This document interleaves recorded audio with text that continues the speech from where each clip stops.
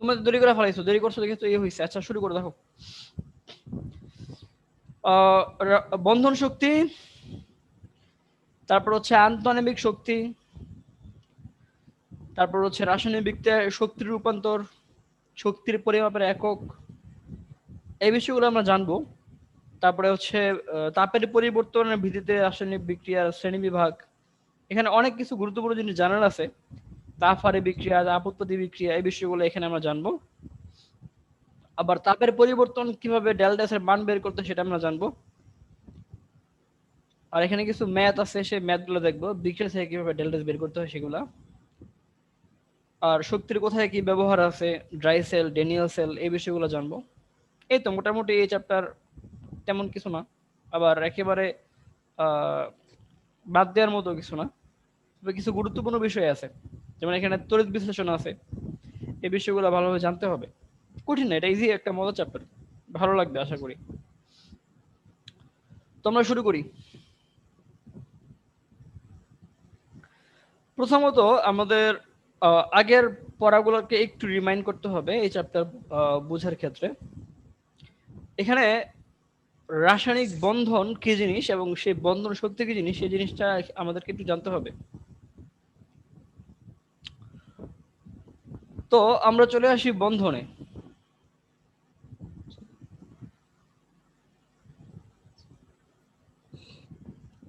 স্বাভাবিকভাবে আমরা বন্ধন বলতে বুঝি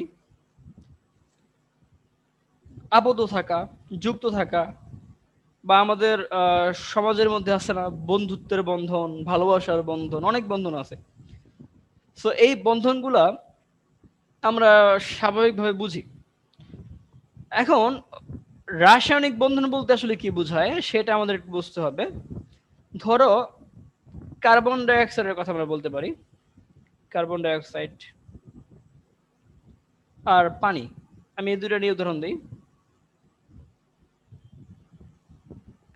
দেখো এই কার্বন ডাই অক্সাইডের বিষয়টা হচ্ছে, একটা কার্বন, ধরো এটা একটা কার্বন, এটা হচ্ছে কার্বন, আর তার সাথে অক্সিজেন কয়টা আছে? দুইটা দুইটা। অক্সিজেন আছে, এ একটা অক্সিজেন, এ একটা অক্সিজেন। আবার মনে করো এখানে একটা অক্সিজেন আছে, হাইড্রোজেন কয়টা আছে? দুইটা হাইড্রোজেন আছে, একটা হাইড্রোজেন, একটা হাইড্রোজেন। তাহলে আমি যদি এই পুরোটাকে একটা অণু বলি, আমি যদি এই পুরোটাকে একটা অণু বলি, তাহলে এই অণুর মধ্যে পরমাণু আছে কয়টা? তিনটা।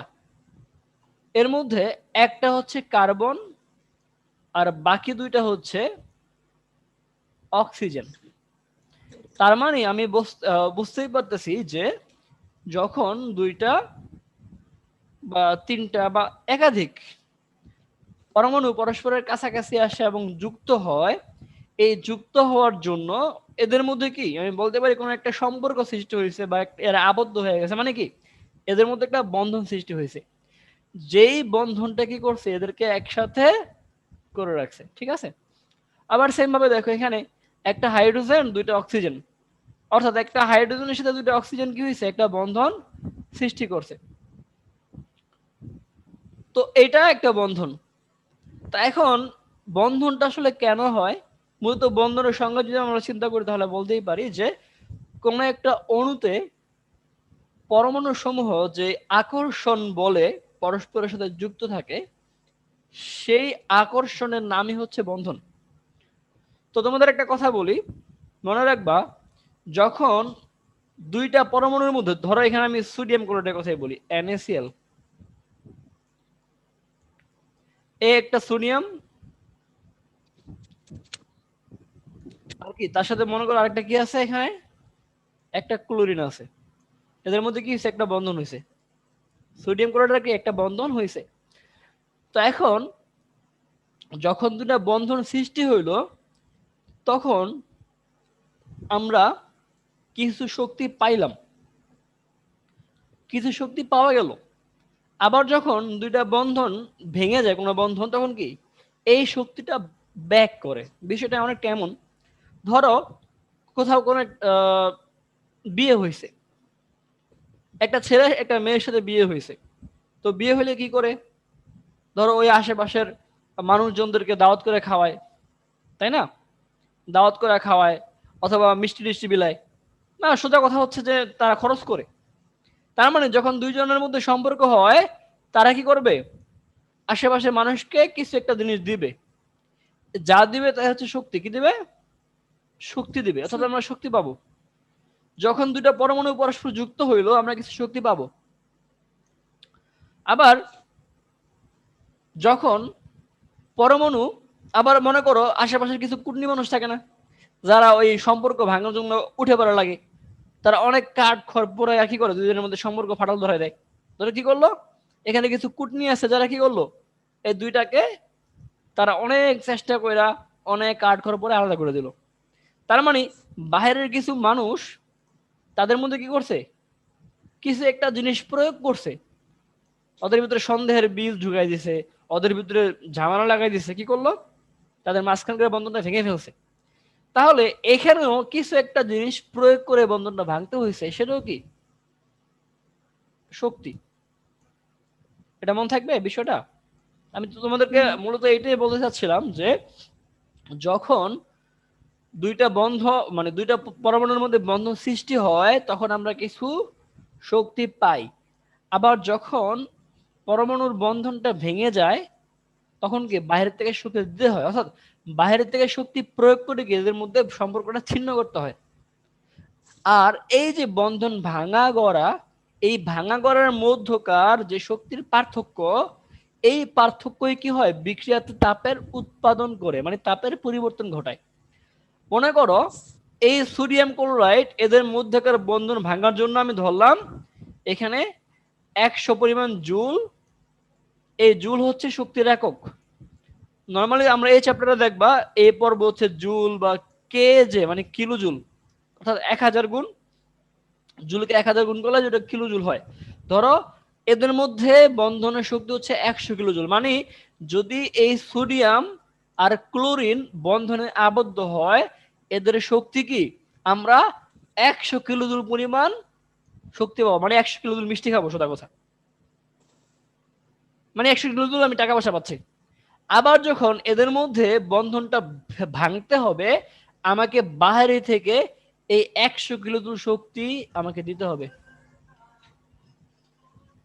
কি করতে হবে, 100 কিলো শক্তি আমাকে কি করতে হবে, দিতে হবে। বিষয়টা বুঝতে পেরেছো? তাহলে বন্ধন যদি সৃষ্টি হয় 100 কিলো জুল আমরা পাবো, মানে খুশির বিষয়, তাদের মধ্যে সম্পর্ক হয়েছে, তারা মানে সেটা খাওয়া গেছে, সোজা কথা আমরা পাচ্ছি। আবার আমরা যদি তাদের বন্ধনকে ভাঙতে চাই, মানে সম্পর্ক নষ্ট করতে চাই, আমাদের কি করতে হবে, নিজেদের পকেটে টাকা খরচ করতে হবে, খরচ করে কি করতে হবে, উকিল টুকিল ধরে ঝামেলা টামেলা করে এদের মধ্যে কি সম্পর্কটা ভাঙতে হবে।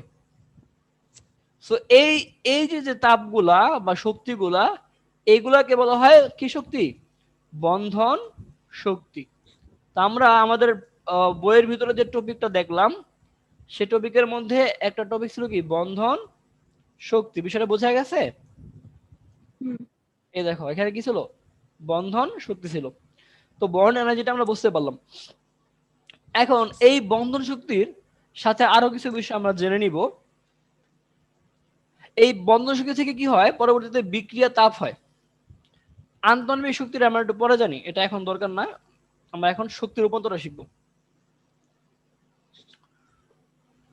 ধরো আমি একটা বিক্রিয়া লিখি, বিক্রিয়াটা হচ্ছে এমন, এখানে এ বি, এটা কিন্তু মাইনাস না, এটা হচ্ছে বন্ধন, ঠিক আছে, এ বিয়োগ বি না, কিন্তু মানে এ আর বি এর মধ্যে একটা বন্ধন আছে। আর এখানে কি, এটা একটা অণু, তার সাথে আর একটা বিক্রিয়া হচ্ছে ধরো সিডি। মানে বিষয়টা আমরা এমনি লিখতাম না, আগে দেখো তো, ধরো এই যে এখানে আছে কি, আমরা লিখতাম না সোডিয়াম ক্লোরাইড প্লাস পানি, তারপরে এভাবে একটা দাগ দিতাম তীর চিহ্ন, মনে আছে? এবার লিখতাম কি, সোডিয়াম হাইড্রোক্সাইড প্লাস HCl, ধরো এরকম একটা বিক্রিয়া আমি লিখলাম। তো এখানে মাঝখানে ওদের বন্ধনটা আমরা দেখাই না দাগ দিয়ে, জাস্ট NaCl টা যুক্ত আছে এটা বুঝাই। আমি এখানে বন্ধনটা দেখাচ্ছি তোমাদের সুবিধার জন্য। বিষয়টা ক্লিয়ার তো? ধরো NaCl-টা হচ্ছে যে AB, আর পানিটা কোনটা ACD, ঠিক আছে? এরকম কিছু বিষয় তোমরা ধরে নাও। তো এখন এই বন্ধনটা, এই বিক্রিয়াটা যখন হবে তখন বিক্রিয়াটা এমন হইলো যে এর সাথে সি যুক্ত হইলো আর কি বি এর সাথে ডি যুক্ত হইলো, মানে বিষয়টা অনেক কেমন হইলো, বন্ধনটা এমন হয়ে গেল এসি প্লাস হচ্ছে আর বি এর সাথে ডি যুক্ত হয়ে বিডি হয়ে গেল। ধরে এমন একটা বিষয় হইলো। এটা অন্যরকম হইতে পারতো, মানে আমি আমার মন মতো আমি একটু তোমাদেরকে বোঝানোর জন্য বিক্রিয়াটা লিখলাম। আচ্ছা, তো এখন তোমাদেরকে আমি যে জিনিসটা বলবো ভালো করে মনোযোগ দিবে, এটা এগুলো কিন্তু বেসিক। আমরা কিন্তু যখন অঙ্ক করব বা এই চ্যাপ্টারের সৃজনশীলে যাব তখন কিন্তু এই বেসিক গুলো কাজে লাগবে। এগুলা মাথায় ঢুকায় রাখো, বাসায় গিয়া আমরা পড়া শেষ করার সাথে সাথে এগুলো পড়বা, নাহলে কিন্তু এগুলা ফিজিক্স যেমন অঙ্কের মতো অনেকটা মনে থাকে ভালো, কেমিস্ট্রি কিন্তু বারবার পড়তে হয়। এটা কিন্তু প্যাচ লাগা জিনিস, ভুলে যায়। তখন তুমি যদি বারবার পড়ো দেখবো তোমার কাছে খুব ইজি মনে হবে। তো আমি বলতেছি দেখো, এখানে এ আর বি এর মধ্যে একটা বন্ধন ছিল না, এই বন্ধনটা ভাঙছে। আবার সি আর ডি এর মধ্যে বন্ধন ছিল, মানে এ আর বি এর বন্ধনটা ভাঙা এ আর বি এর মধ্যে মনে করে কি হয়েছে, ডিভোর্স হয়ে গেছে বা ব্রেকআপ হয়ে গেছে। সোজা কথা, তোমরা এই শব্দটা মানে ইদানিং নাটকটাকে শোনো, ভালো বুঝো। বা ব্রেকআপ হয়ে গেছে, এ আর বি এর মধ্যে রিলেশন ছিল, কি হলো, ব্রেকআপ হয়ে গেছে। সি আর ডিও কি ব্রেকআপ হয়ে গেছে, ঠিক আছে? মানে এদের বন্ধনটা ভেঙে গেছে। আবার তাহলে বন্ধন যদি ভাঙতে হয় শক্তি কি করতে হবে, দিতে হবে না পাবো? দিতে হইব। হ্যাঁ, আমি একটা কথা তোমার বারবারই বলি, যখন ধরো তুমি তোমার কোনো একটা বান্ধবী বা বন্ধুর মনে করো যে তাদের মধ্যে একটা ঝামেলা লাগাই দিবা, তা তোমার নিজের খাটতে হইব না, পরিশ্রম করতে হইব না? মানে তোমাকে নিজের কি শক্তি ব্যয় করতে হবে, সোজা কথা। এ আর বির বন্ধন ভাঙবা, তুমি শক্তি ব্যয় করলাম। মনে করো আমি শক্তি দিলাম, এখানে দিলাম কত, 100 জুল আমি শক্তি দিলাম, এবি ভেঙে গেল। আবার সিডের মধ্যে কি একটা বন্ধন ছিল, এটাও ভাঙতে হবে। ধর এখানে আমি দিলাম কত, 150 জুল দিলাম, তাহলে সিওডি কি বন্ধন ভেঙে আলাদা হয়ে গেল। এবার যখন এ আর বি সি আর ডি আলাদা, তখন কি এ আর সি এর মধ্যে একটা বন্ধন হইলো, এ আর সি এর বন্ধন, তখন কি শক্তি পাবো নাকি দিতে হবে? শক্তি পাবো। নতুন রিলেশন হয়েছে, নতুন বিয়ে হয়েছে, তখন কি তারা ট্রিট দিচ্ছে, মনে করো মানুষকে খাওয়াচ্ছে, অনুষ্ঠান করতেছে। তাহলে এ আর সি এর মধ্যে কি বন্ধন হওয়ার কারণে কি হলো, ধরো এখানে আমার 200 জুলের একটা শক্তি উৎপন্ন হইলো।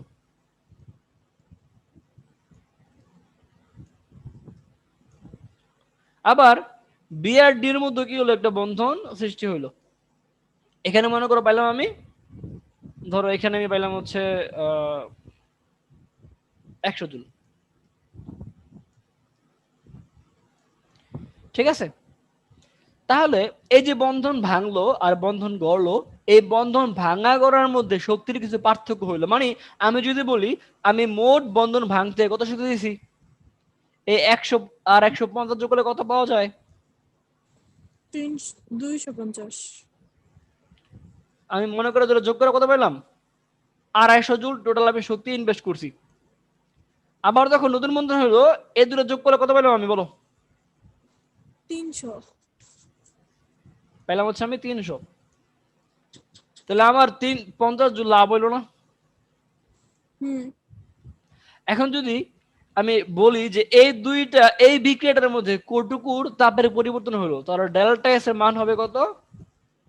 এই ডেল্টা এস দ্বারা বোঝায় তাপ বা এনথালপি বা শক্তির পরিবর্তন। আমি 250 জুল ইনভেস্ট করছি, মানে 250 জুল দিয়েছি ভাঙছি, আর পাইছি 300 জুল। তাহলে আমার এখানে কত হইলো, -50 জুল। এই -50 এটাই হচ্ছে আমার তাপের, মানে আমি পাইছি। এখানে মাইনাস দ্বারা কি বোঝায় সেটা আমরা একটু পরে বুঝবো। আপাতত তোমরা বলতে পারো আমি তো এই 300 থেকে 250 বিয়োগ করতে পারতাম, তাহলে তো আমার মাইনাস আসতো না, তাই না? মূলত এই মাইনাস দ্বারা বোঝায় যে এই বিক্রিয়ায় তাপ উৎপাদন হয়েছে। মানে আমি টোটাল যা তাপ খরচ করছি আর যা তাপ পাইছি এদের থেকে নিয়ে আমার 50 জুল তাপ কি বেশি হয়ে গেল না? বেশি পাইছি না? হুম। যদি এমন হইতো এখানে 250 জুল দিছি আর এখানে পাইলাম কত? এখানে পাইলাম মনে করো 200 জুল, তখন কি হইতো? তখন এখানে 250 থেকে 200 বিয়োগ করলে কি পেতাম আমি? পাইতাম হচ্ছে +50, তাই না? এই প্লাস চিহ্ন দ্বারা বুঝতে হবে যে এই বিক্রিয়ায় তাপ উৎপন্ন হয় না, তাপ শোষণ হয়ে গেছে, মানে তাপ কি হারায় গেছে। এই জন্য যে বিক্রিয়াতে ডেল্টা এস এর মান মাইনাস সেই বিক্রিয়াকে বলা হবে তাপ উৎপাদী বিক্রিয়া। কি বলা হবে? তাপ উৎপাদী। মানে যে বিক্রিয়াতে ডেল্টা এস কি হবে? মাইনাস হবে। মানে এখানে আমি বিক্রিয়কের তাপ এ বি আর সিডি কি বিক্রিয়ক না, আর এ সি আর বিডি কি উৎপাদ। আমরা তো এটা জানি, তাই না?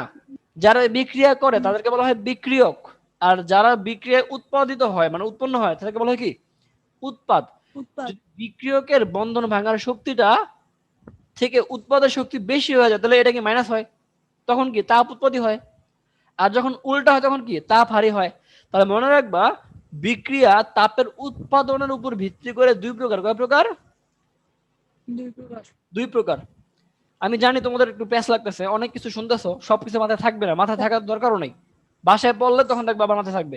এই মুহূর্তে যা জানতেছো অতিরিক্ত মাথায় প্রেশার নিবা না, শুধু জেনে যাও, কিন্তু বাসায় পড়লে এটা তোমার ক্লিয়ার হয়ে যাবে।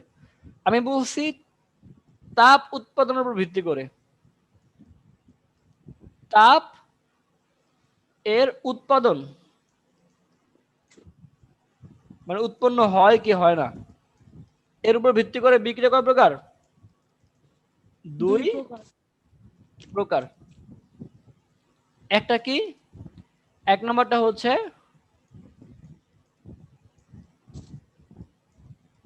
তাপ উৎপাদী,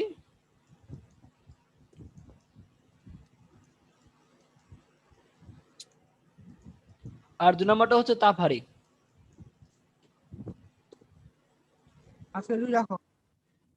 জি,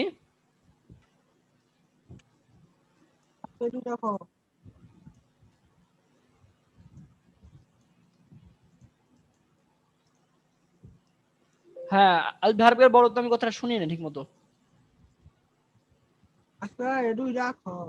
আচ্ছা ঠিক আছে, আমি আজকের বেশি আগাবো না, সমস্যা নেই। তবে এই এই বেসিকটু শেষ করতে হবে। এই বিক্রিয়ার বেসিকটু বুঝতে তোমাদের আরো 2 ক্লাস লাগতে পারে। মানে এটা একটু ঝামেলা বাস, মানে একটু অনেক সময় প্যাচ লাগে। কঠিন না, কিন্তু অনেক সময় প্যাচ লেগে যায়। তাহলে আমি বলছি কোনটা? তাপ উৎপত্তি কোনটা? যে বিক্রিয়ায় কি হবে? তাপ উৎপন্ন হবে। মানে ধর আমি বিক্রিয়া করাচ্ছি, আশেপাশে কি মানে বিক্রিয়ার পাত্রটা গরম হয়ে গেছে, তার মানে কি বিক্রিয়া তাপ উৎপাদন হয়েছে। অর্থাৎ বন্ধন ভাঙতে যে শক্তি লাগছে আর বন্ধন গড়তে শক্তি কি তার চেয়ে বেশি লাগছে, তাই না? বেশি পাইছি আমরা। আবার তাপহারী কোনটা? ধরো একটা বিক্রিয়া করাচ্ছি, বিক্রিয়ার পাত্রটা ঠান্ডা হয়ে গেল হঠাৎ করে। কেন ঠান্ডা হলো? কারণ আশেপাশ থেকে এই বিক্রিয়া তাপ নিছে। ধরো এটা 250 জুল, এটা কত জুল? 200 জুল। 200 জুল ধরো, তাহলে 250 থেকে 200 এটা কি বন্ধন ভাঙার শক্তি থেকে গড়ার শক্তি কি কমে গেল না? তার মানে কি আমি দিলাম হচ্ছে 250, পাইলাম কত? 200, তাহলে এখানে কি তাপটা হারাই গেল না? এই জন্য কি ওই বিক্রিয়ার আশেপাশটা কি হবে? ঠান্ডা হয়ে যাবে, মানে বিক্রিয়া তাপটা হারাই গেছে। এরকম অনেক বিক্রিয়া আছে, আমরা জানবো। তো এখন এই যে বিক্রিয়ার একটা কথা বলতে পারো যে বিক্রিয়ার তাপটা উৎপন্ন কোত্থেকে হইলো আর তাপটা হারায় বা কোথায় গেল, একটা কোশ্চেন থাকতে পারে না? যে বললা ভাইয়া একটা বিক্রিয়ার বন্ধন ভাঙতে আর গড়তে সেম সময় সেম পরিমাণ শক্তি লাগে, আর তাপ তো কখনো আমরা এটা জানি যে শক্তির কখনো কি হয় না, ধ্বংস বা সৃষ্টি হয় না। তাহলে এই তাপটা অতিরিক্ত তাপ যে 50 জুল তাপ কোত্থেকে আসলো? বা আর যদি উল্টা হইতো তাহলে কি 50 জুল হারায় কোথায় বা গেল? এইটার ব্যাখ্যাটা হচ্ছে কি, এটা আমি আরেকদিন বলবো, তোমাদের সমস্যা নাই। এটার ব্যাখ্যাটা হচ্ছে প্রত্যেকটা পদার্থের একটা অভ্যন্তরীণ শক্তি থাকে, বা এটাকে আমরা বলি অন্তস্থ শক্তি।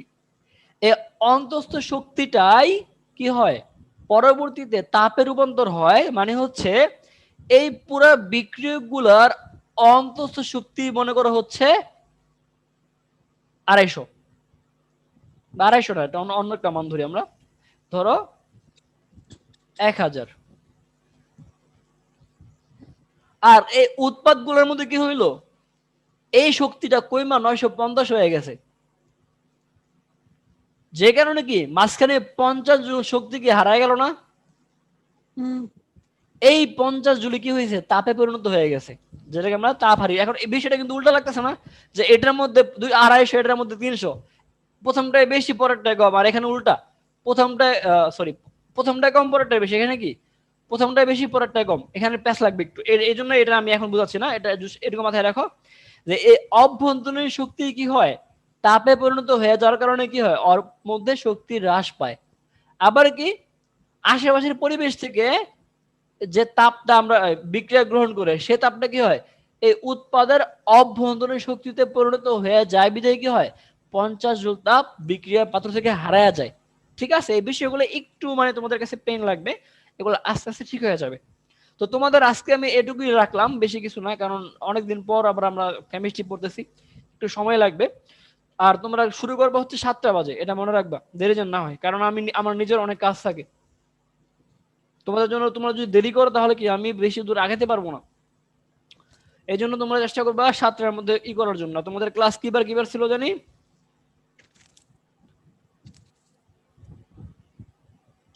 কিবার মনে নেই কা।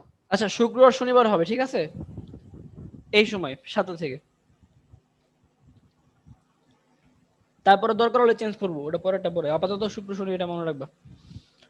আচ্ছা, তাহলে এটুকু বোঝা গেছে। তো তোমাদের পড়া হচ্ছে এই পর্যন্ত, রিডিং পড়বা। আমি কিন্তু অনেক কিছু পড়াইছি, এই বন্ধন শক্তি পড়াইছি, আন্তর্মিক শক্তি এটা এখনো পড়ায় না, এটা পড়াবো। তারপরে বিক্রিয়ার শক্তির রূপান্তরটা পড়াইছি, শক্তির এককটা পড়াইছি, যে কিলো জুল, কিলো ক্যালোরি, এগুলো একটু দেখে নিবা। তারপরে বিক্রিয়ার তাপের ভিত্তিতে রাসায়নিক শ্রেণী বিভাগটা পড়াইছি, এই যে তাপ উৎপাদক বিক্রিয়া, তাপ হারি বিক্রিয়া, এখানে অনেক এক্সাম্পল আছে, এগুলো আমরা আবারও পড়বো, সমস্যা নেই, জাস্ট আজকে বেসিকটা দিছি, ব্রিফিংটা। তাপ হারি বিক্রিয়া, তারপরে ডেল্টা এস এর মান, এটা আমরা কিছু আইডিয়া দিছি, যে ডেল্টা এস, ঠিক আছে। তোমাদের কাজ হবে এই ডেল্টা এস পর্যন্ত রিডিং পড়া, ব্যবহারের আগ পর্যন্ত, মানে এই টপিক 8.2 এর আগ পর্যন্ত যা আছে এইটা একবার না 2বার রিডিং পড়বা, দরকার হলে 3বার পড়বা।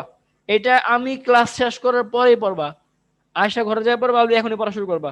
কেন বলি শোনো, এখানে অনেক কিছু বুঝবা না, না বুঝলেও পড়বা, আমি যখন আবার পড়াবো তখন এটা ক্লিয়ার হয়ে যাবে, ঠিক আছে, মাথায় রাখতে হবে বিষয়টা। কোনো প্রশ্ন থাকলে আমাকে বলতে পারো। কোনো প্রশ্ন আছে? না। আলভি, হুম কোনো প্রশ্ন আছে? বুঝি না, জোরে বলো, তোরা রেখে দিব। হুম ওকে, আল্লাহ হাফেজ।